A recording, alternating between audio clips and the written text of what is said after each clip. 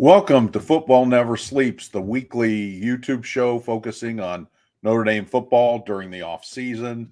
Boy, it doesn't feel like off season today. So much happening, including basketball never sleeping. Micah Shrewsbury is the new Notre Dame men's basketball coach. But we're going to keep this conversation of football tonight. We have so much to talk about on the first day of spring practice. If you want to follow along with us on future weeks, we're not always on Wednesdays. We react to when the biggest news day is of the week. So make sure you subscribe, hit that notification bell, and you'll be able to follow all our content whenever we have fresh content, including notifications for this show. We also take your questions. We'll work them Make sure in. you are Make sure you're submitting questions to us. We'd love to answer the questions from you guys as we can throughout the show. If you're not aware of how to do that, if you're on your laptop or computer of some sort, make sure you are on the YouTube site to do this. But the chat box should be the right-hand side. And if you're on a mobile device of some sort, make sure you are commenting in the chat box that's near the bottom of the page. And on a day like this, when there's not been a lot of time to cook, if you want to order us dinner, we would be very happy to eat whatever you pick for us. Absolutely. We're open for dinner sponsors. That's our NIL hook. So again, we'll work your questions in as we get to the different topics and so forth.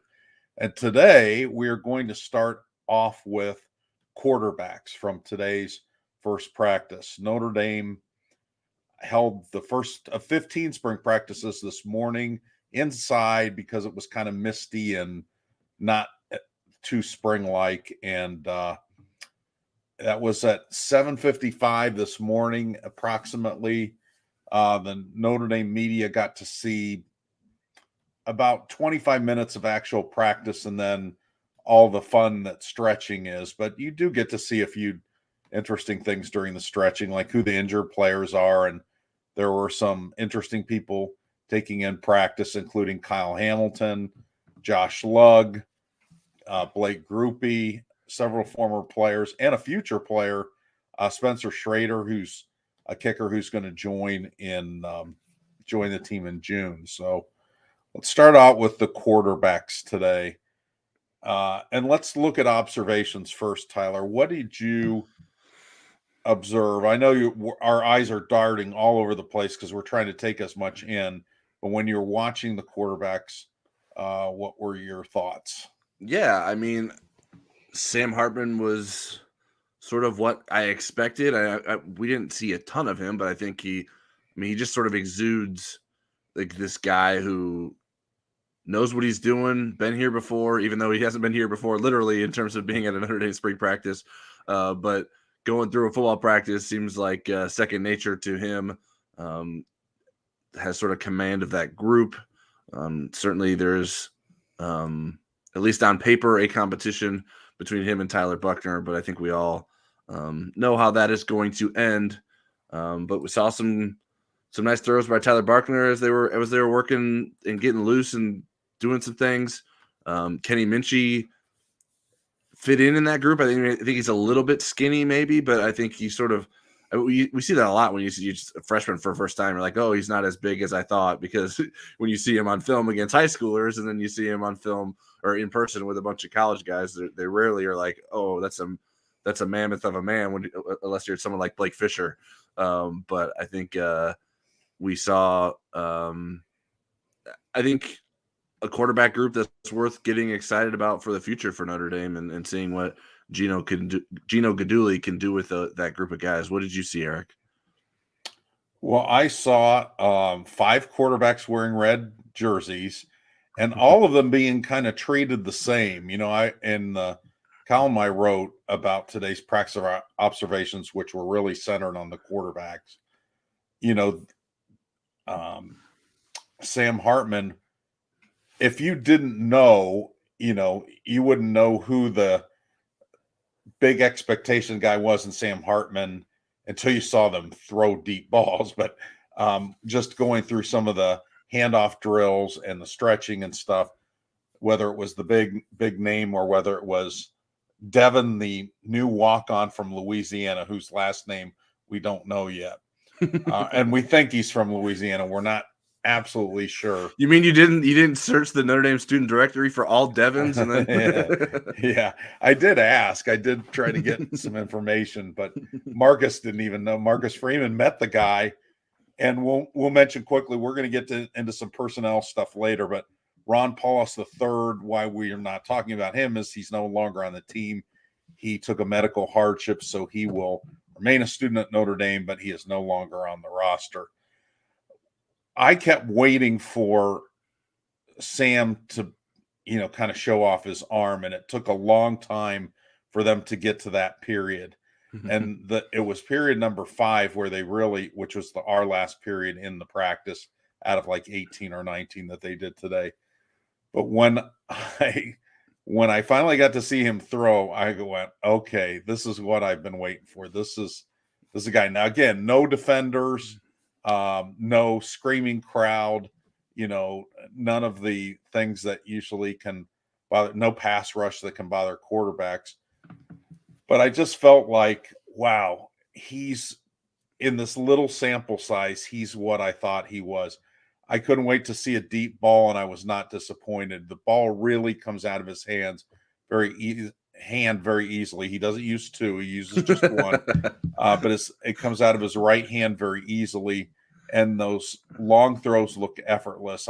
I'm eager to see him eventually against defenses and competition and so forth. But he was impressive in the little bit that we saw of him, and it's interesting, the whole dynamic that Marcus is trying to put together to try to make him the best version that he's ever been. And he feels like this competition and having to kind of earn your spot rather than just being handed to you is going to be part of it. And Marcus got into this whole don't be a praise seeker, be a truth seeker, so that you can get the right feedback to help you improve. I thought that was a really interesting conversation, but I think Sam is accepting this. I think he also knows how it will end. I think everybody knows how this movie will end. And I think it's something to be excited about if you're Notre Dame fans following spring football. Yeah, Marcus Freeman sounded like he wants to be a journalist with that line about being a truth seeker rather than being a praise seeker. Maybe there's a Pulitzer in his future. Yeah. I sort of like that line for maybe an Inside Indie Sports tagline. Maybe being we're the truth seekers. I think it's going to be hard to sort of take your eyes away from the quarterbacks during spring practices because Sam Hartman is new to us, and the possibilities that he can bring to Notre Dame's offense are certainly intriguing and tantalizing, and how he can help push the wide receivers forward, a position group that has had some issues so far, or in recent years that hasn't necessarily been the star of the offense. So whatever he can do there to help people would be good. So we will see how that continues to progress. And I think it's, first practice, I'm trying to see as much as possible rather than like focusing on one thing. But what little we did see of Sam Hartman and the other quarterbacks was promising. I should know on a side note, I have 2 adult sons, and the first time we did Monday Night Live back in the fall, they both called me during the show, meaning they weren't watching. Well, the oldest one just tried to call me, so he's well. Hopefully, he was calling to tell you that he's watching. Oh yeah. Tell me how good it is, and then there's not some spaghetti hanging from my shirt or something. So, but I think the other thing that's really interesting in that whole dynamic about having the competition and so forth is bringing the other guys along. I mean, the portal delivers you this wonderful quarterback who's maybe the highest ceiling guy since the Brady Quinn, Jimmy Clausen era. But the portal can take it away too. And if you don't play this right and show the younger guys that they're going to get reps, they're going to be developed, they'll be exiting in May. So, or I'm not predicting that, but I'm just saying if you don't handle this right generically as a coach, you will lose quarterbacks, even though Sam Hartman's only going to be here a year. Yeah, it will be interesting to see how much buy-in Gino Guidugli can get in those guys that aren't necessarily going to be starting for Notre Dame this season, and how committed they are to his vision for them in the future, and how patient they're willing to be to get better, and what they can also learn from Sam Hartman. Okay, Eric, we had some other sort of observations about the different position groups. I know I was sort of trying to take attendance of every position group as we sort of saw them out there, and that's a little bit harder with the number changes, but managed to make sense of it. And the first big thing that I noticed was, hey, Chris Tyree hasn't been with the running backs. He's strictly with the wide receivers, and he is wearing number 2, so it made him a little bit harder to find. But Chris Tyree spending time working with the wide receivers. Marcus Freeman said that that's not necessarily a permanent move yet. They want to find different ways to get him the football, and that would be an obvious way to do so, given that the running back position was solidified last season with Logan Diggs and Audric Estime, and should be getting another boost in Jadarian Price returning, who they had high hopes for before he tore his Achilles last June. And then you got guys like Jabron Payne, who was a freshman last year, and then Jeremiah Love, who will be a freshman joining the team in June.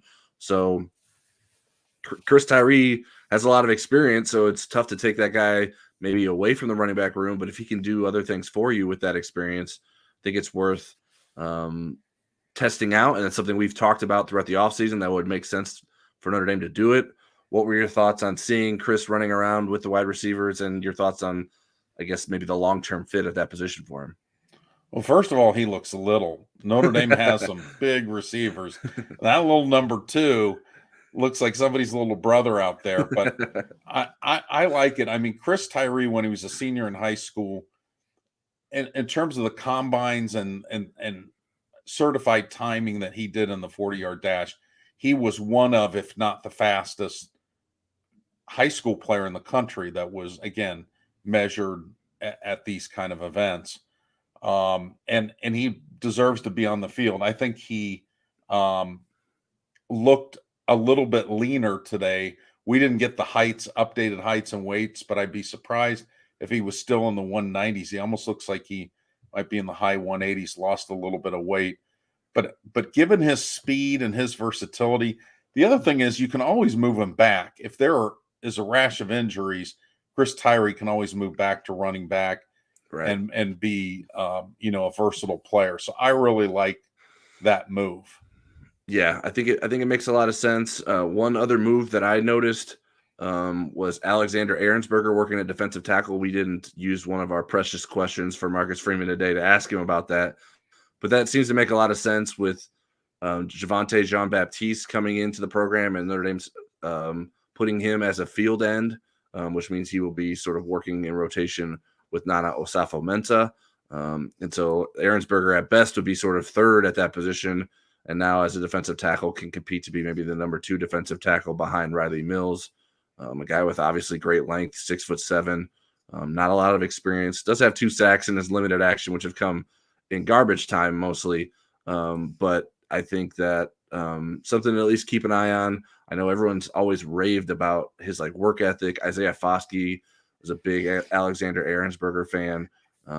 He wasn't the guy that he shouted out at the NFL Combine earlier this year. That went to Jordan Botelho and his excitement about his potential. But that was another move. What do you think? Do you think there's a chance Ahrensberger carves out a role at defensive tackle? I'm curious. I don't know what his weight is, and it didn't look like he was moving at that field end, and there's too many Vipers for him to get involved over there. And it seemed like, again, when Mike Elston was here, he was kind of a mildly ascending player, and he really stalled last year. So it'll be interesting. I mean, maybe just a fresh look at a new position. Notre Dame could use the numbers at that position if he turns out to be somebody that can give them some quality depth. I'm interested to see how that'll play out.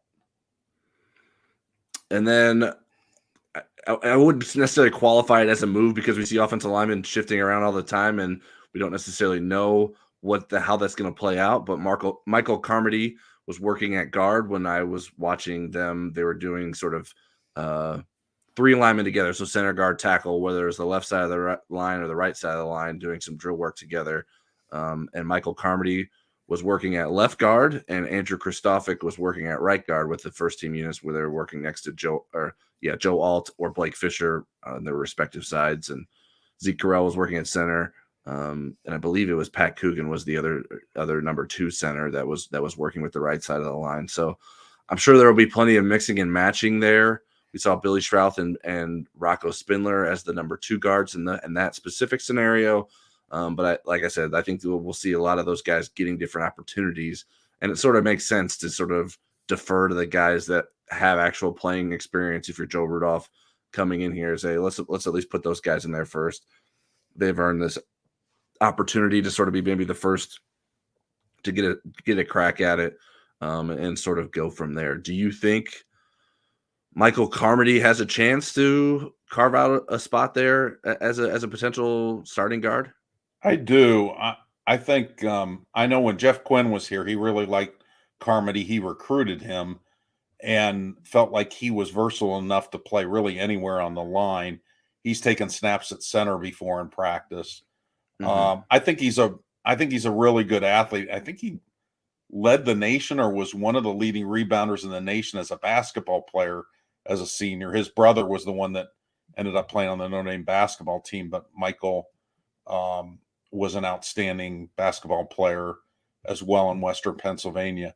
I really think he has a chance. I know we talked about Tosh Baker maybe moving inside, and maybe his body type didn't lend itself to that. But I think Carmody, if he wants to play guard and Joe Rudolph is agreeable to letting him look at, take a look there, I think he's going to be in the thick of things. I mean, at one point, he was deemed to be Notre Dame's starting left tackle. Right. So, yeah, last, but it happened. Yeah. I think as it relates to Baker, I just don't think he bends well enough to get down and play with the sort of low center of gravity that you need to as a guard, because you got to be you got to get down in there and get underneath guys, and I'm not sure that that's Tosh Baker's strength. Mm-hmm. So, in my opinion, that would be his limiting factor in terms of his potential of playing guard. Whereas Carmody, I think he does a better job of that. Carmody's issue, I think, is sort of the weight and strength. I'm not sure. He seems to always have struggled to like add weight and sort of get bigger in that. Now maybe he's getting stronger without necessarily adding weight. I'd like to sort of get a better gauge for that as we go into the spring, especially if he's going to get more playing time at guard. So my concern with that would be, okay, Zeke Carell is already sort of in that boat of being a lighter guy that maybe doesn't necessarily knock people over from the center position, which I think you can get away with if your guards are butt kickers. So if Michael Carmody can be a butt kicker, then I think that's fine. But I think regardless of who wins those guard spots, I think that's probably will be. I don't know if anyone will describe them as a butt kicker like I'm doing that, but I think the traits and what they're able to do will sort of align with that, and being guys that can sort of bully guys and be able to dominate at the point of attack and move guys out there and create some penetration into the defense. Well, I do think they have butt kickers at guard. I think Billy Schrouth is going to be that, and certainly Rocco talks a good game, and I think he's really athletic, and his issue has been not being assignment correct, and you're only as good as your weakest link on the offensive line. So Rocco at this point has lost out when he's gone against somebody that's much more assignment correct, whether Rocco's the better athlete or not. So this spring is about Rocco getting that down, and maybe Joe Rudolph is the change he needs, and that's not a knock against Harry. I mean, if they had come to Notre Dame in a reverse order again, maybe just a breath of fresh air is what he needs. I know Liam Eichenberg, when Jeff Quinn came in, that was kind of helpful for Liam, who was really struggling to please Harry early in his career. Well, we can count Michael Parks as a naysayer for Michael Carmody. He says Michael Carmody is not playing.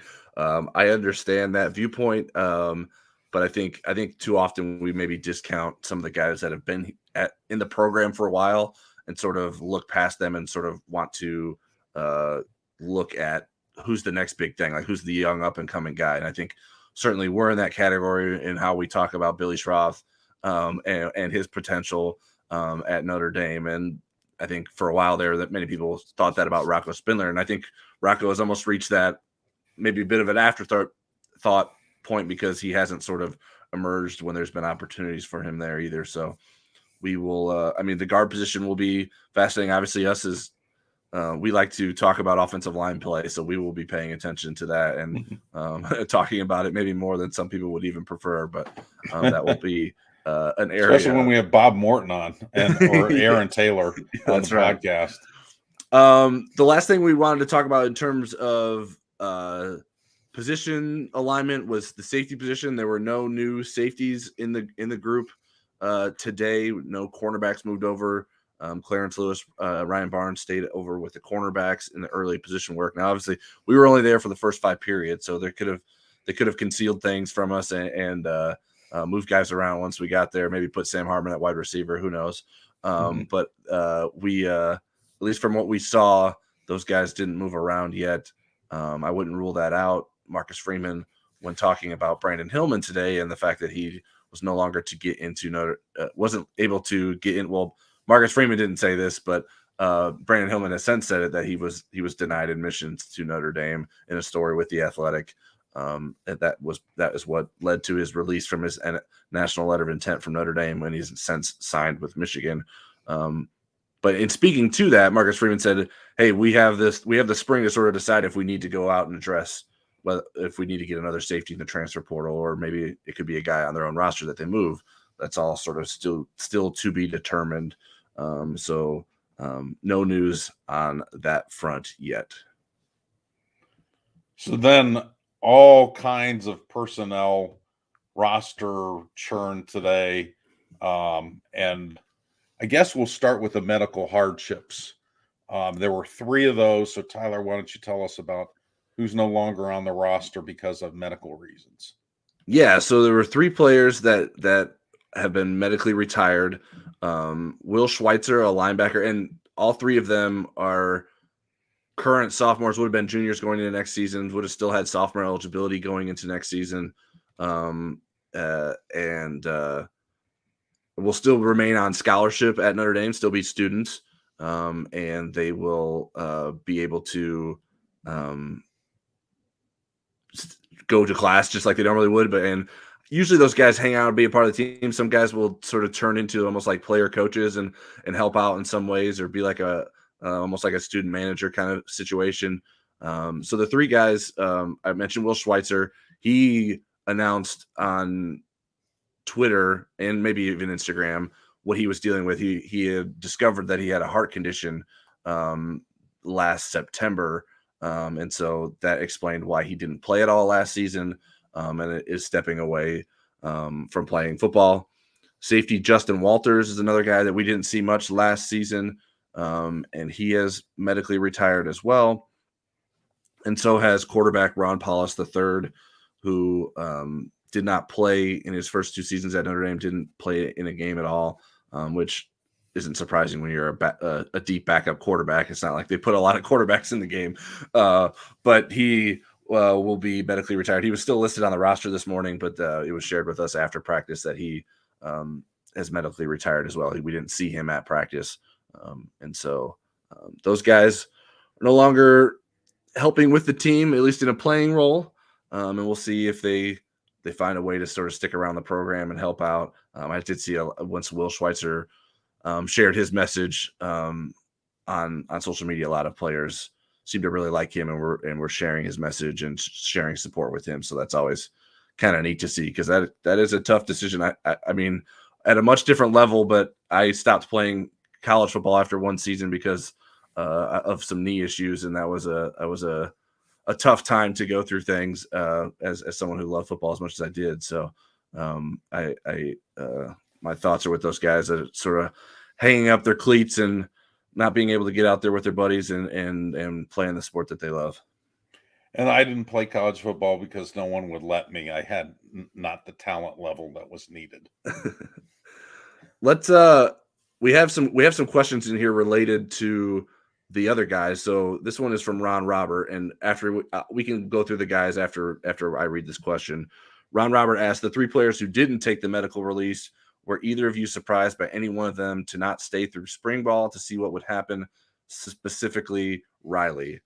So I can run through the guys real quick, Eric, and then Okay. I'll let you chime in terms of what you thought if you were surprised by them. So the 3 guys that are no longer with the team, which I believe will end up with them likely in the portal once it opens in May, is cornerback Philip Riley, offensive tackle Caleb Johnson, and kicker Josh Bryan. So all guys that were sort of buried on the depth chart, especially Caleb Johnson. Just unfortunate to be the 3rd tackle in the class with Blake Fisher and Joe Alt. That's just tough luck there. It's hard to see a path to playing time there. And obviously Notre Dame has recruited past Josh Bryan with bringing in grad transfers at the kicking position in the last 2 years. And cornerback Philip Riley was a bit buried as well. Were you surprised by their decisions to not be on the team for the spring, Eric?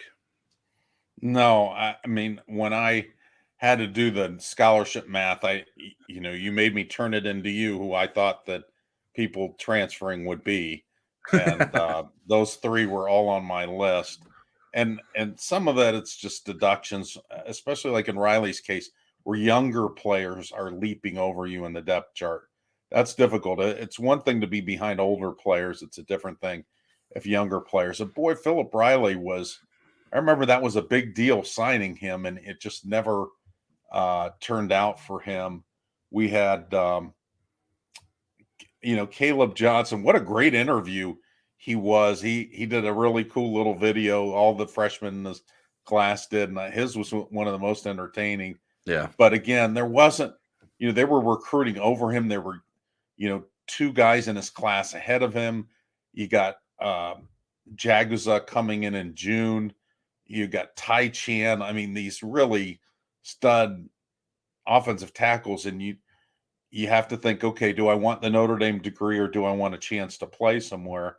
And then Josh Bryant, I mean, it was clearly his job last year or this year if he was making field goals or extra points, and he wasn't even in the picture. Not even for kicking off. So it's unfortunate, but I think those guys are making the right decision.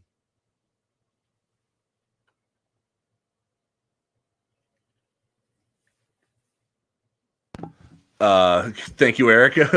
I'm full of bungles today after forgetting the memory card for the camera at practice today. So the fact that I kept myself muted there for a second shouldn't be surprising.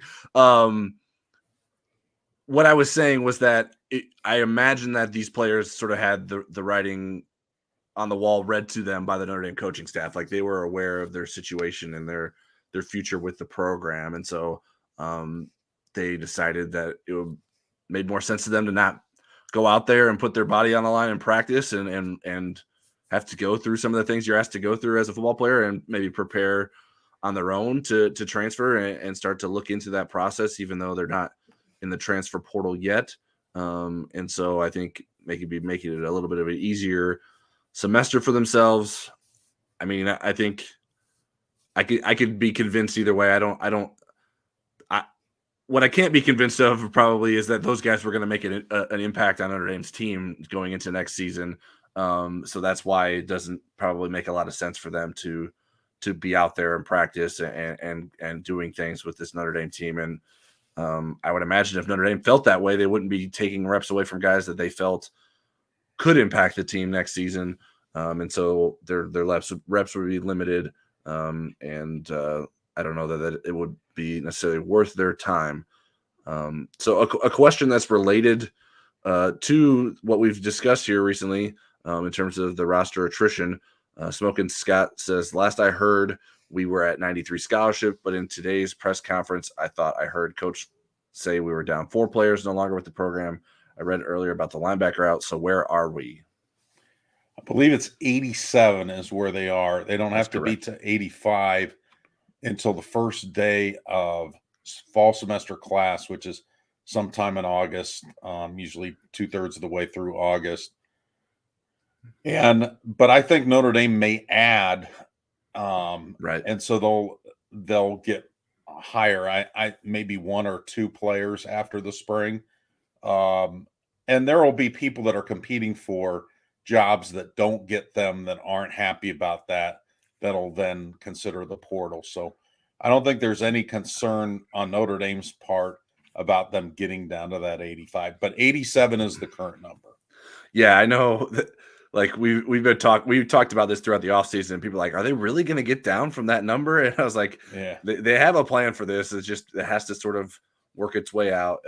And they seem to always get there. It did seem like it was a lot this year more than normal, and the fact that so many guys didn't go in the portal when it was first open, that guys sort of waited into the spring and sort of see things out, was a bit surprising, and made me raise some eyebrows, at least from the outside. So I think that it makes sense that Notre Dame has sort of calculated this right. It's good to see that. And like you said, I think they'll probably add a grad transfer or two, or maybe a regular transfer. Who knows? We get real crazy in the summertime, and then they'll probably have some guys. I think you can sort of look at which position groups, like offensive linemen. I would imagine there's probably be another offensive lineman that would hit the portal eventually, given how the competition plays itself out. Maybe another defensive lineman, and maybe a defensive back. Those would be the positions that I would pinpoint as most likely to see some more attrition.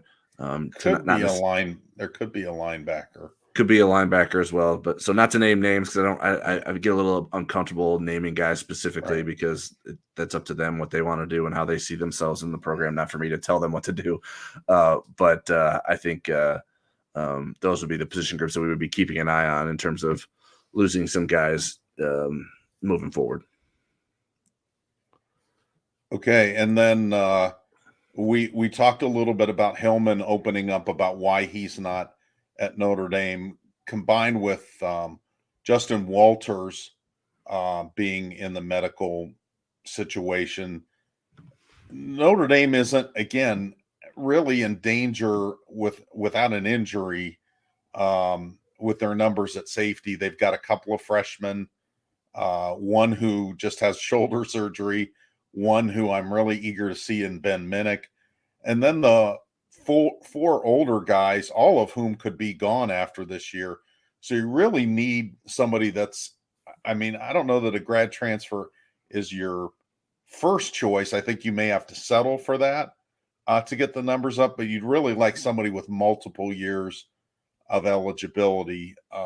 And again, when you look at Thomas Harper, who's nursing a sore shoulder from his own surgery at Oklahoma State, he's more of a nickel than he is a true safety. So, it's going to be interesting to see what they can find in the portal in May, and if they go that direction. Again, as Tyler mentioned, we may see one of the corners move over. Now that Philip Riley's gone, you have a little bit less depth there, but there's still some pretty good numbers at that position.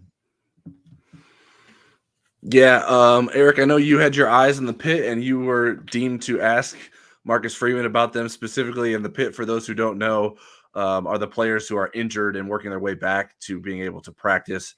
There's not a physical pit that they have to gather in. It's usually around, at least for the start of practice, around the stationary bikes, and they'll do all kinds of different workouts that they can do that don't inhibit their recovery and allow them to stay in shape and continue to get stronger. So can you provide us with the list of which guys were out and what their prognosis is in terms of returning potentially this spring? I'm laughing because only the scholarship players, not the walk-on. I asked Marcus about that, and he had no idea who it was. Well, to be fair, he didn't know who any of the guys were. He needed you to recite all their names. Yeah, he was just like, did. Give me the names, and then I'll tell you. And then you're like, and there was a walk-on. It's like, well, how am I supposed to know who that was? Yeah, Brian Kelly eventually got used to my questions, so he would have it all written down. He would have to consult the paper, but he'd have it written down. So you had two tight ends. You had Kevin Bauman and Eli Reardon. Both of those guys coming back from ACLs. Eli came back super fast from his ACL, the first one he had when he was a high school senior, probably being more methodical this time. So he's completely out. So is Kevin Bauman. So that's a lot more reps for the guys that are around, like Holden Stays and Mitchell Evans and that group. Then you had a couple of freshmen who just had shoulder surgery.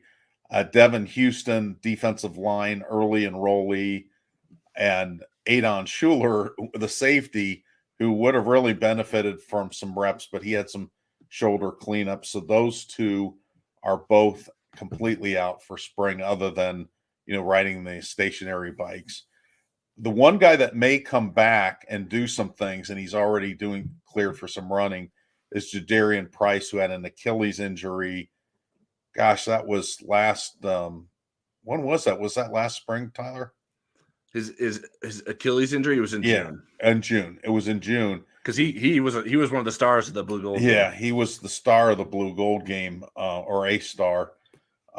And so they seem to be eager to get him back. I don't know how much contact he'll take, but it sounds like that's the one of those 5 guys. And then there's a walk-on who I couldn't identify even with binoculars. So, so we'll eventually get that. I'm sure he'll be there most of the spring, so we'll get an update on that. He's got to be a younger walk-on, because I usually get pretty good at identifying them, but I couldn't figure out who it was exactly. So he must be, or at least I guess I'm hoping, or maybe he's a new walk-on that just joined the program that's already injured that I'm not aware of. So I apologize to whoever that is, and we will work to get your name correct in the future. Although I'm sure that person would rather not be known for being the guy riding the stationary bike. Right, and then there's guys that were fully uniformed up today. I was fully dressed. Always sounds a little weird. Like, were there naked people there? But Cam Hart and Thomas Harper notably are 2 guys that participate in everything today, but they're not in contact yet, and they will not take contact. Did we have some others? I asked Marcus about that. I can't remember what his answer was. If there were more in that, maybe he just blew that part of the question off. I don't think there were others. That's all that came to mind to me. At least that's all that I've written down for my story that is yet to be published. Well, when I get into these multi-part questions, I think sometimes it's easy to leave parts off. So no problem. But those 2 in particular, because they're coming back from some shoulder injury, so they won't be taking contact this spring. And then, I mean, there's even little coaching transactions. Mike Mickens and Dylan McCullough each got kind of mini promotions. Mike Mickens is now the defensive passing game coordinator, and Dylan McCullough, the running backs coach, is now the offensive run game coordinator. And the really interesting thing about the assistant coach is, Marcus was asked about, the 3 that left: Tommy Reese, Harry Heaston, who retired, and then Brian Mason, who went to the pros. He said all 10 of his assistants at least had a job interest from another college or the NFL, or both, which is amazing. That's an amazing statistic. If you have to kind of fend off all those people from trying to poach your assistant, you must have good assistants, or you're not paying them enough. And I know it's not that. It's they have very good assistants that they're willing to try to lure away. Yeah, and even the assistants that we think maybe didn't have the best seasons, they still get interest from other programs as well. So that was an interesting little nugget that Marcus Freeman shared with us. I know some people, there was some reaction. I think it might have been Brian around the time that Brian Mason left. They're like, how is someone leaving a 4-win team or 4-loss team to be able to, like, how can someone think they're good when they're coaching for that team? It's like, well, you can do an incredible job coaching your position and the team could still stink. Like, that's not, like, Notre Dame's overall record probably should have been better than what it was. And I think anyone that watched the last season is like, there's no reason that Notre Dame should have lost to Marshall or should have lost to Stanford. I I think anyone that is being honest or fair, I think probably would say that. Like that's, and maybe, and that does come down to coaching. The coaches, I think, failed the team. I think certainly the players needed to play better as well. But that doesn't mean that those guys aren't bright coaches or that they don't have bright futures. So it is sort of validating to the staff that Marcus Freeman put together, the amount of interest that other teams are showing. And I wonder how much of that is due to like the NFL is like really eyeing some of these college coaches because it's seen how trendy it is for these college coaches to leave for the NFL, where maybe that wasn't that. I think there was always some guys that would like to get to the NFL that are in college football, but I think it's become even more attractive for college coaches given the sort of climate around college football with NIL and the transfer portal and everything that sort of comes with being a coach basically 365 days a year when it comes to recruiting and everything that comes with that. So the NFL is certainly taxing, but I think it might not be quite as taxing in the same way. Do we need to catch up with some questions before we move on? Or yeah, we can hit some questions here again. Let's start with Stanley Watkins. Stanley asked a question fairly early. Now that you have seen a practice, first impressions of quarterbacks, wide receivers, and safeties. We already talked about quarterbacks, so let's talk about wide receivers and safeties. Was there anything of note that you saw from those positions? Beyond Chris Tyree, Tobias has changed numbers. He's number 5 now. Yep. We didn't get to see them go against yet somebody on defense. That's where you really can kind of measure their speed and their agility a little bit more. They have the advantage in that drill, but it's still very interesting. That's something that Brian Kelly often did in the early periods that Marcus Freeman doesn't. And honestly, with them all crammed inside today, there wasn't really the room to do those kind of drills today. But, and watching Chancey Stuckey run the drills and so forth, I was impressed. I thought it's a real athletic group. It's a big group now. Suddenly going from like 5 people in practice to Right. double digits is amazing. And, I was watching the freshmen, and I think the guy that moved better than I expected was Rico Flores. I thought he was faster than I thought. Jaden Greathouse was about what I expected. Braylon James, I'd like to see him run some deep patterns and see what that looks like. Boy, I'll tell you, there was a do we have it on our site?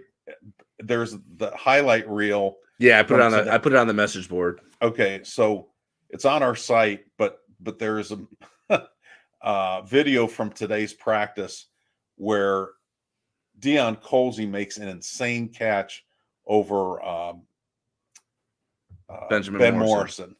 And it was something to really behold. Now, again, we're seeing there could have been 10 plays where Ben Morrison dominated him, but that's the one you get on the highlight film. But I was impressed. The safeties, I didn't watch them very much, to be honest with you. I just kind of glanced to see who was in the group, and then I was looking at other things. I really watched the quarterbacks more than anything else today because I knew that that's what I eventually would want to write about today. But next time I get to see the safeties, I'll give you a full report.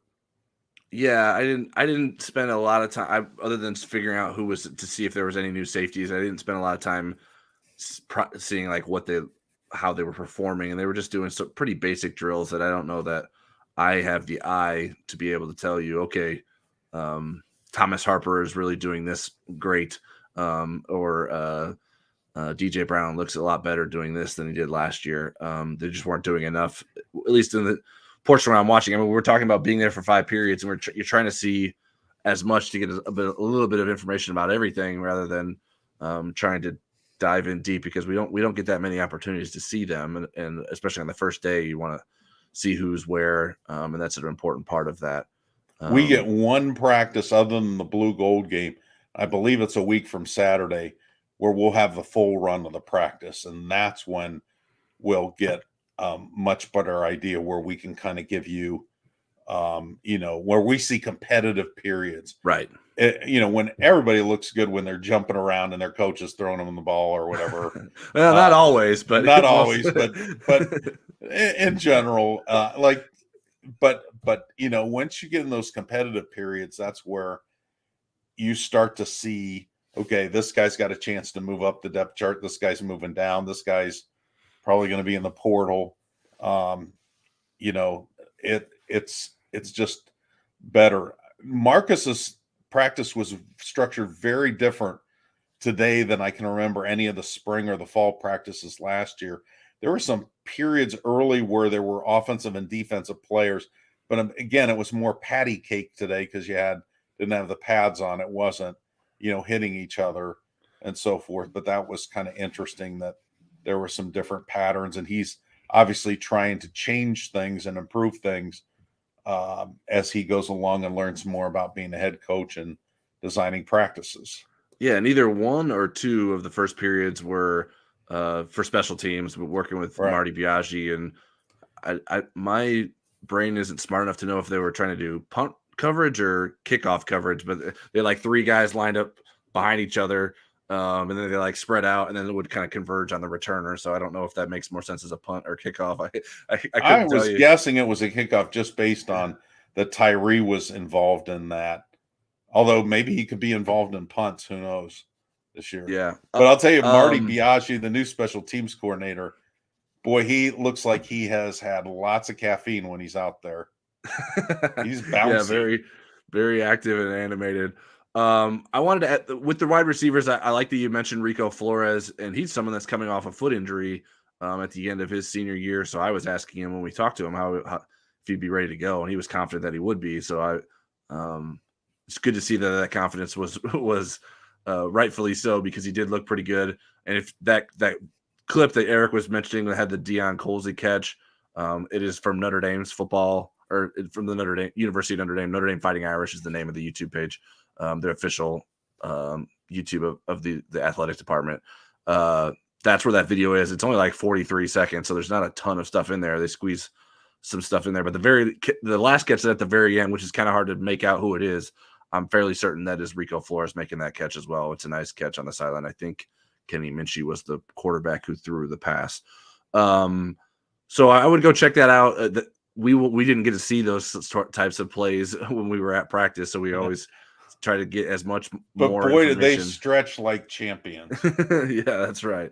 One thing that when I was just sort of looking through guys, making sure who was always there, I had to do a double take that Jaden Greathouse was Jaden Greathouse. I expected him to look bigger on the field than he did, at least from the view. Now, maybe I just didn't look at it long enough, or I caught him next to someone that was really big, and so that's why he didn't look as big. But I was a little I expected Jaden Greathouse to look a little bigger than he did.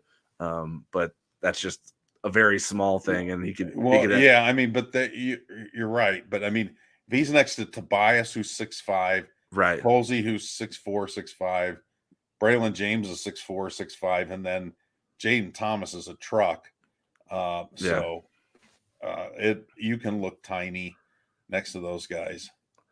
All right, let's get to another question here from Andrew Gillis. What are some misconceptions that fans/outsiders have about spring practice as a whole? Do they expect too much, think certain things are done that aren't, etc.? I think maybe they're misconceptions in terms of, and it changes. I mean, we saw a lot more practices when Brian Kelly was the head coach than just about anybody else that I can remember, going all the way back to maybe Bob Davie, Lou Holtz, when things were a lot more open and there was no internet. But I think people expect that they're scrimmaging all the time, where so much of it is drill work, right, and stretching and other things that are not as exciting and not as telling. They don't want to get beat up and lose people in the spring to injuries, so they're trying to be smart about how they practice. It seems like the practices, when we've looked at the practice times too, are a little bit shorter. I think Brian Kelly went into the 20s in terms of periods, 5-minute periods, and today was like 18 or 19. I'm not sure. other misconceptions. But I think that if you watched every practice every day, you would know a lot more about the team than interviewing anybody. But again, the periods that they have us in for, you can get, little snippets of ideas about players, but until you see them in competition, it's really difficult to conclusively say, well, so and so is looking like this and so forth. Yeah, I think like anyone that thinks that we will have grand proclamations. I know William Sullivan asked a question about expectations for the season, whether it's 11-1 or 10-2. I made a joke when I first got into the interview room when we were waiting for Marcus Freeman. I asked Tim O'Malley of Irish Illustrated. I said, "All right, Tim, what do you think? What's the record next season?" Like, we don't see enough to be able to gauge that. But in terms of like what's actually happening for the program and for the players and the coaches, it's definitely important. I don't know that there's not a lot gets solved in the spring, I guess I would say. Like there is progress made, but there's not a lot of definitive things because it's just a step in the process. It's not like we need to decide who are all of our starters at this position, and that position by the time we get done here in the end of April. I say spring is not for conclusions, it's for impressions. So it gives you ammunition kind of over the summer. Okay, this is what we really need to get fixed in the fall. We need to get concluded in the fall. And even now it informs you about whether you need to jump into the transfer portal in that second batch of players in May. I think, though, that there's a lot of teaching going on, a lot of fundamentals. I wrote this the other day, that there needs to be strong player development. You can make up some in the recruiting gap by being a really good developmental team. You really need to do both. But boy, if you are not developing your players, and I think, in the gist of the story was maybe the last couple of years, the Brian Kelly teams weren't maybe developing as well as they had at one point, because that was really Brian Kelly's hallmark during his 12 years there. But the last couple, when you kind of look at some of the classes that should have been draft picks, the 2018 class and the 2019 class, out of that group, there's 17 guys that were top Rivals 250 players. And so far, one of them has been drafted, and that's Kyle Hamilton out of 17. And there's not a really slam dunk among any of the others. Maybe Jason Adamalola, maybe Phil Jakovic, who's at Pitt now. But there's some guys that have already, football's passed them by. I mean, Houston Griffith, out of all those players in those 17, including Kyle Hamilton, he was the highest rated, and he's not going to be drafted. Yeah. Certainly not great in terms of their development. I would maybe there were some recruiting ranking misses there as well, not to criticize. It can be. No, that's part of it. Sure. I don't know. I would be interested to see like what other people rank them versus our Rivals rankings. Now we defer to Rivals rankings now because that's who we work with, and we appreciate those guys very much. But I'm always interested in sort of where the disagreements come in. There were some where it's obvious, like Litchfield Ajavon, that was a miss. Right. That was a miss. You knew that his freshman year. And Olmstead, who ended up at Lafayette, right, offensive lineman, that was a miss. But I mean, a lot of these other guys, Shane Simon, I mean, those are players everybody wanted. I mean, they had incredible offer lists. So a lot of people were wrong on those evaluations, besides Rivals, if they were wrong. Sure. We got one more question here. This one was submitted on the Insider Lounge, so I put it in for us from LDL Go Irish. Does any player look physically different from last we saw him? Well, Chris Tyree, I mentioned that one already. I didn't get a good up close look. Our photographer took some pictures. I'm trying to think. Jaden Thomas looked pretty well put together. Jaden Thomas. He was never like not. He didn't ever. I thought last season he looked pretty good, but I thought he looked He looked like a looks million. He looked like $1,000,000 today. I think he was like, "Wow, who's Jaden Thomas? Like, who's that guy?" And we'll see if he can match. I that didn't with look his at the play. DBs that much. I mean, I'm curious. You think of Ben Morrison, he's pretty spindly last year. Right. And once he starts putting on some muscle and then plays like he does, woo, I'm eager. That's somebody, I think as our photographer gets more pictures, I think that's the easier way to see them than, from binoculars sitting up on the second level of the Irish Athletic Center. I think we can see them a little bit better when we see photos. So as those come drifting in, we'll give you a Yeah, I better think answer on that. Nana Osafo-Mensah, I think, looks pretty good. I think he continues to develop in a way that's intriguing to me. Marcus Freeman spoke highly about like sort of his leadership when I asked about the defensive line, and he's a guy that's a very vocal guy. Hasn't been a very productive player for Notre Dame, but did have some action last season. Can he sort of take the next step as a player? I think he's garnered more respect within the program from his coaches and his teammates. So I'll be interested to see if that his growth translates into some more playing time for him this season. Yeah, I mean, there's guys like Aiden Gobira and Josh Burnham. I want to get a good look at those guys and Tyson Ford, because I would expect those guys to push up the depth chart. All right, I got a question for you. So when Marcus was answering my question about the defensive line group, he started to name guys, and the first guy he said was Aiden, and then he was blanking on the last name. Do you think I was right when I said Gobira, or was he thinking of Kiana Ina and just couldn't remember how to say his last name? I wondered about that because I thought he was going to come back and say the other Aiden, and I think he just thought, one Aiden is enough in there. But yeah, I did wonder if he didn't know how to say Kiana Ina. But I would think, I mean, of those, they're both really interesting guys. Gobira was a really fast rising guy at the end of his recruiting cycle. He was a 3-star when Notre Dame offered him. Mm-hmm. He did really well in his all-star practices and game, and he really elevated into a top 100 player. Aiden Kiana Ina is interesting because he's a really true fire plug nose guard, a 6'3" guy that's well over 300 pounds, 322 as of last year. He's also coming off an injury, so I think he was talking about Aiden Gobira. All right. Is there anything we want to try to squeeze in here? We started a little bit late, so we can maybe go for a couple more minutes.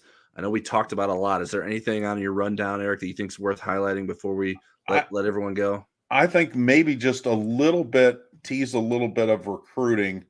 We had Pot of Gold Day on Friday where all these offers went out, over 60, over 70 offers, some of them re-offers to some of the top players in the 2024 class or 2025 class. There was one 2024 there.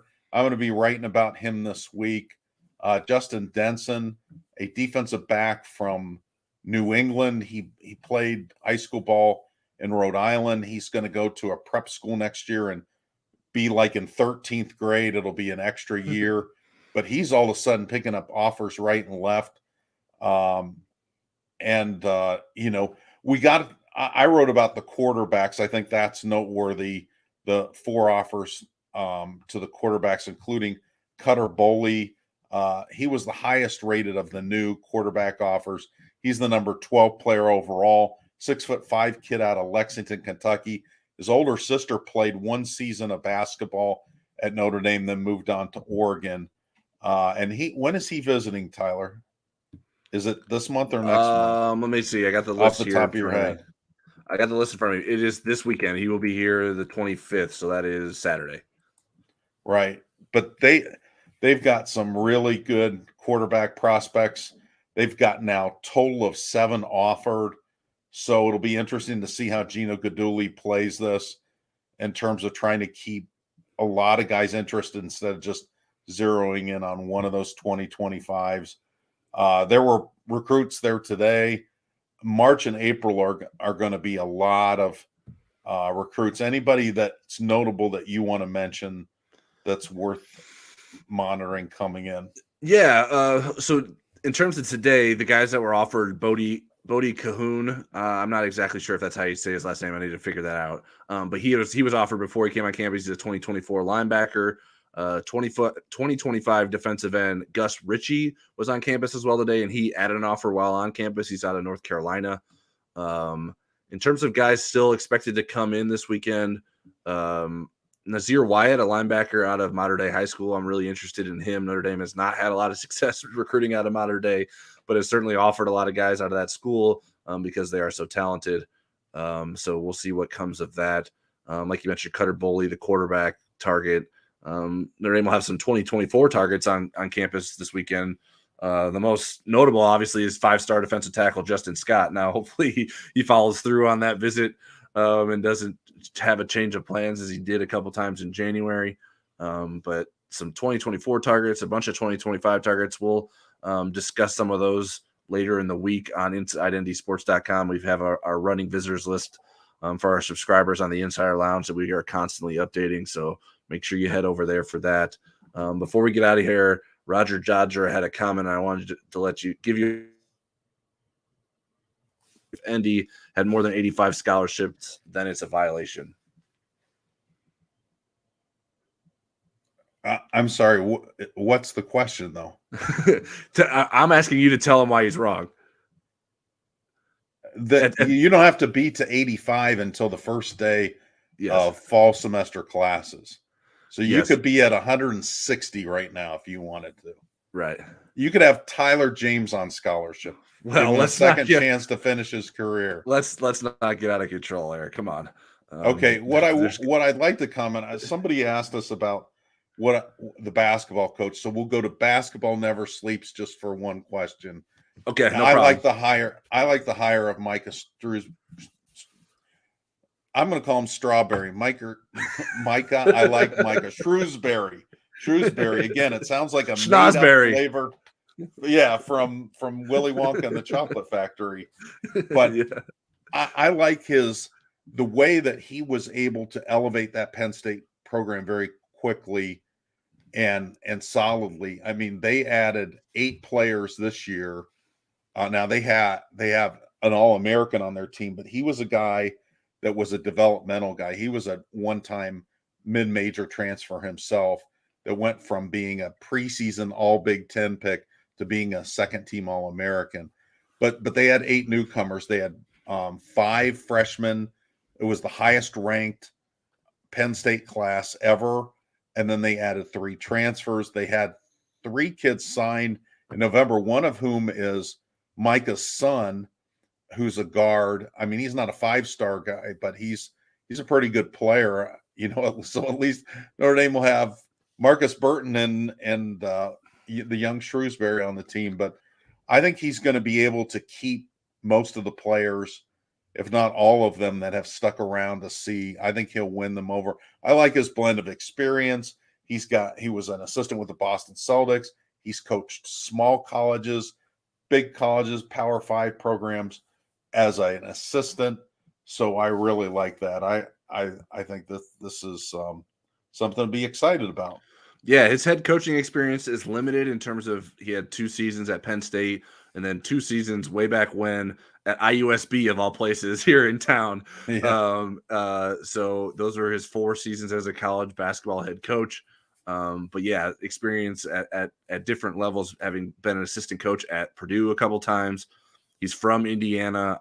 I like that a lot. Like Notre Dame should be able to recruit three guys out of Indiana every year, get 1 walk-on and 2 scholarship players out of Indiana, and then find a guy somewhere else that you can bring in from out of state. But I just think that there's so much talent in the state, and he certainly has a lot of ties to the state, having coached here and grown up here. He's an Indianapolis Cathedral High School graduate, so from the Indianapolis area.